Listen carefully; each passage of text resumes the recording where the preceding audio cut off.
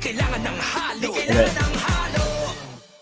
Alas 12 na mga kapsat ha. Makapanila lang EJK or EJK. Di ba? So tayo dapat nagko-content dito, hindi para manira at out of revenge.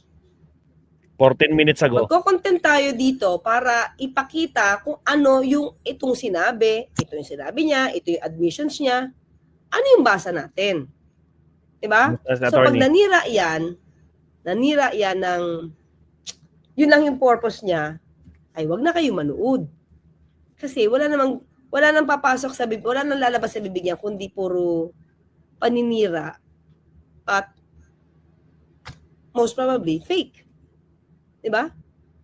Kaya nga naaakusahan ng Rappler na fake news peddler. Diba? Kasi ganun. Diba? So, tayo naman dito mga clear, kung ano yung nakikita natin, meron tayo pinapakitang news eh. May resibo. Diba?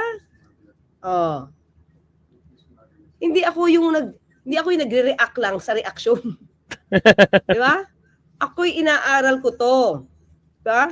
Tapos kukunin nila yung ating content, kikita pa sila. Yun eh. Content. Ako tayo, at hanggat maaari, nire-research natin to. Diba? Hindi para lang purposely manira. O yung, kanina yung kay VP Sara, okay, negative yun? Drama lang daw yung pag-lift? Yung ginawa memorandum ni Ombudsman? Martinez. O, di ba may nakita tayo? Actually, hindi siya rebat. Nire-refute natin yung sinasabing kasinungalingan ni VP Sara. So, dapat may pambangga ka. Hindi lang yung sinungaling ka dyan. So, wala kang pambangga. Mahirap yun. Dapat may pambangga ka. Diba? Kasi tuloy tayo. Hindi tayo pwede magsabay sa isang kwarto. O, di ba? Kung maninira ka at hindi gagana ang hustisya, hindi kayo pwede magsabay ng Ombudsman Remulla. Tandaan mo yan. Hindi natin mabanggitin kung sino yung Prosec Gen, ha? Okay, dati ha, hindi si Padulyon bago. Kasi hinangaan niya nga si Prosec Gen Padulyon ngayon. Okay, go. Diba? Kaya, yan, buti na lang, napalitan na yun. Buti daw, napalitan na. So, ibig sabihin, may naamoy siyang hindi maganda. May naamoy siyang yumayari ng kaso. Diba? Kaya pala. Yung pala yung Kasi misteryo. Kasi lang, mukhang meron ng pinoproteksyonan. At yun yung ayaw ni, at that time, SOJ Boying Remulla. At ang nakaupo ngayon na Prosecutor General ay napakahusay, si Richard Padulyon. At yun, puring-puri ako doon. Anyway, itong kasong ito, pag-aaralan pa. Hindi nga ako nagkaroon ng pagkakataong makita ang mga papel na to nung panahon na yun. Isang taon na yun eh. Mga isang taon na yata. 1 year na ba yan? 1 year na. Tama, isang taon na yun. At hindi namin nakita yun eh. So ngayon, pag-aaralan ko. Nako po!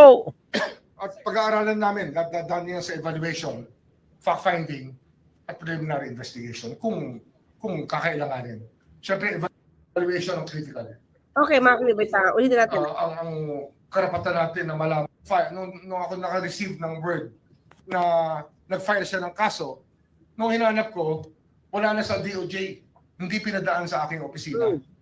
Itong isang dahilan kung bakit nagkalabuan na kami.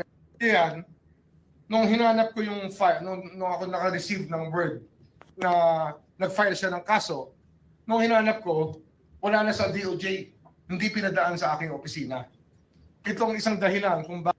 Saan dinala? Yun lang. Diba? Saan dinala? Ang pagkakaalam natin dito, mga krim, nadala sa Ombudsman. Shout out and time nga Kwan. Nadala sa Ombudsman. So, anong purpose kung dinala ito sa Ombudsman at nawala yung file sa DOJ? Kasi si Ombudsman Duterte, ganun ba yun? Kaya, yun yung tanong doon, saan dinala? Dinala ba sa Ombudsman? Kaya nung hinahanap ni Secretary Boying at that time, Secretary Boying, SOJ, di makita. Bakit dadalhin sa Ombudsman? Anong purpose? Kaya hindi sila nagkasundo nung dati yung Prosec General, Prosecutor General. Kasi nanguna. Diba? Nanguna. G. Raffer Chanel from Canada. Diba? Nanguna. Diba? O ba't di nila doon? Anong purpose? Ha? So, kaya yon. Kaya ulitin natin ha. Dapat talagang mas ilalagay natin ang kasi yan, that's ang tamang panahon yan. At meron na naman tayong rules dito na hindi naman natin i-violate ang ating Pinadala daw po dito. Hindi, ano yan? Pero pinadala daw po dito. Hindi, ano yan? Finally yan, nung hinanap ko yung file, nung ako naka-receive ng word na nag-file siya ng kaso, nung hinanap ko, wala na sa DOJ. Hindi pinadaan sa aking office. Oh, wala na sa DOJ. Nalipat. Lipat sa ombudsman. Hindi gumalaw. Bakit doon? Nandun si Martirez. Yes, tama, attorney. Protected sa Dennis Ray, di ba? Protected doon sa ombudsman. Tanong Tama. lang yun. Tama. Tanong na malaki yun. Di ba? So malaki misteryo. Kaya ang tanong natin, yan lang ba yung kaso na ginanyan ng Prosec Gen? Eh kung kayang-kaya niyang paikutin, ay ano pang ibang kasong nilakad dyan? Diba? Observer, Ardian, Jason Reyes. So yun yung malaking misteryo mga kakli na sinasabi natin. Na mismo, si SOJ at that time, SOJ Boying, kinagalit niya. Nasaan yung files? Diba? Nasaan yung files? Kasi mga ka-clear, ito ha, tignan nyo yan ha, di ba nagre-reklamo itong si Ombudsman Remulla na meron pa ring tinalantang mga tao bago umalis si Ombudsman Martirez. May mga midnight appointees. Ay, really? Yan ang ginawa ni dating Pangulong Duterte bago siya umalis ang pagka-presidente. Alam na. Nagplanta ng tao. Si kanino natin nalaman yan? Doon sa program ni Ombudsman Remulla, doon sa executive session. Nagplanta ng tao. Oh, ngayon, siyempre unit team. Aalsin ba agad ng Pangulo Marcos yun? Hindi. Siyempre, unit team eh. Hindi naman ganun ng Pangulo Marcos. Kasi kamukat-mukat mo. Lahat pala halos ito. Siya yung sisirain ng Pangulo Marcos. Di ba tatanggalin?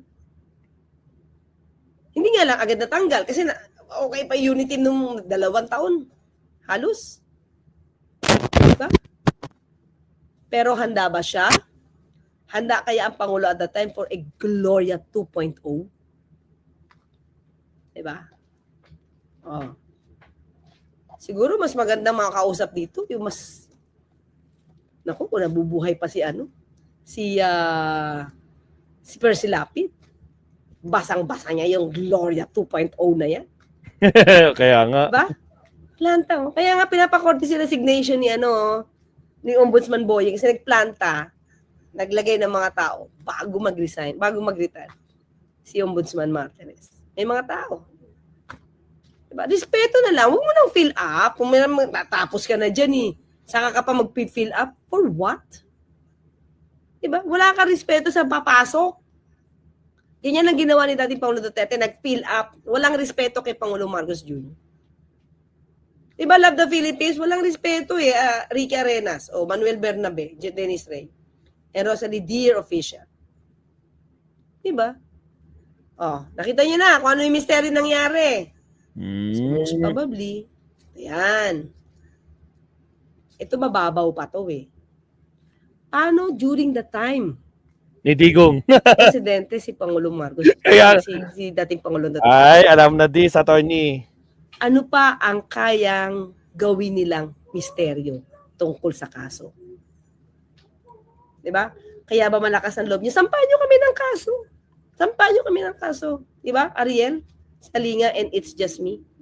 And Nerissa Evangelista. House of, ano to? Iodia? Diba? Ano pang kaya nilang gawing misteryo? Kayo mismo magtanong. Although tayo, we should believe in justice system kasi lawyer ako eh. Pero nung panahon nila, pagdating sa kanila, siguro ordinaryong case, yes, umaandar, ordinaryong case, pero pagdating sa kanila, umaandar pang hustisya? That's the question. Diba? Oh, wala na sila sa posisyon, pero meron pang yumayari sa DOJ. Biro O paano pa, Miles Gutierrez, kung sila yung nasa posisyon? Kaya nga ang lakas ng loob nitong si Pastor Kibuloy. Ipangalanda ka doon sa question and answer. Sa Gikan sa Masa. Na to si Tatay Digong, sabi niya. Tatay Digong niya. Nilakad ang dapat lakarin. Pinuntahan ang dapat puntahan. Kaya siya'y na-save sa isang case. Na supposed to be ay makukulong siya ng 6 na taon. Dahil sa illegal land conversion. Inamin niya yan, hindi nila madidina yan. Diba? Nandoon yan. Addictus Rex, nasaan na nahanap nga si Atty. Empoy eh. Nakatulog na siguro kasi alas 12 na. Well, anyway, so paano makaka-clear? Bilis na mamatapos. Ha? Ang bilis ha. Yan, Rosalie, dear official, walang hustisya dati. Okay lang. Salamat, Sa attorney. kanila. Pero sa ordinary, walang problema eh. Yun ang tinatanong na, wala bang hustisya sa Pilipinas? Meron. Pero sa inyo, wala. Special kayo eh. Diba? Pag kayo, special. Pag iba, okay lang. Normal. Pero pag kayo, hindi na namin alam. May misteryo eh. Diba? May misteryo. Question mark. May mystery eh. Question mark. Diba, Albert? O paano pag si Magalong intrigang walang ebidensya ang gusto? Pag si Tulfo ayaw aray. Aray mo, Atty. Empoy. Ayun, o nga no? Ay nako, Maestro Paul TV, naligaw si Maestro. Thank you. O, Jamin Rain, tulog na. Sige mga ka-clear, aking mga MIBs, nako, pasensya na hindi ko kayo mabate dahil nagkulang na tayo sa oras. But Salamat, I attorney. love you all. So paano, hanggang We bukas love na you naman too, karinigan attorney. tayo. Ako po sa Tony Clay Cast, nagpapalala, magtulugan, inyong karapatan. Bye! Ingat! Salamat, attorney. Grabe, nakatatlong topic tayo kay attorney ngayon, mga kakabsat. Pero totoo yun, no? Biro mo, last minute, paalis na si Martires. Tapos biglang may isiniksik pa. Ano yun, pambabastos kay Boying Rimulya, mga kabsat. Tapos, napansin nga ni Rimulya, no? Yung kaso doon sa DOJ, pinapahanap niya, wala na. Nako, kaya naman pala. Kaya ngayon, kabadong-kabado na sila, di ba? Nako po. Again, maraming salamat, Atty. Claire. Siyempre sa mga nanonood sa atin, kabsat, no? Alas 12 pasado na ako, kabsat. Shout out, Josephine Di Guzman, Naomi Chin, shout out. Kay Mimi Bumanlag, yan. Salamat din. Kay Entay Makwan, kay, sino ba? Si Sir Leo, nandyan kanina, alam ko, nandyan siya. Si Ardayan, nandyan din. Sino pa ba? Si Rhino Conese, si Jenny Ramos, sino pa ba? O, si Ma'am Betty Bush, si Ma'am Winnie Artos, Silvia Latorre, at syempre sa mga nanonood sa ating Facebook page, Ma'am Sat. No? Pag minsan lang ako nagla-live dyan sa Facebook page, pinagsabay ko lang ngayon. Para at least ka naman paano magparamdam. Last na update ko sa Facebook page natin, October 6 pa. So that was almost more than 2 weeks ago. Ayun. Martires, dapat kasuhan din. Ako, malamang. Sigurado pagkakuan yan. Abangan ang susunod na kabanata dyan, Naomi Chin. Abangan ang susunod na kabanata. Okay, salamat po sa midnight, no?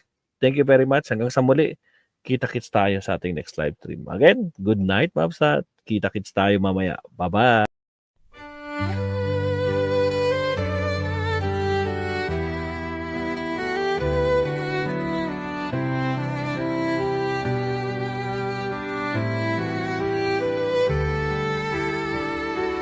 Bawat hakbang, tinik ang iyong daan sa sariling bayan.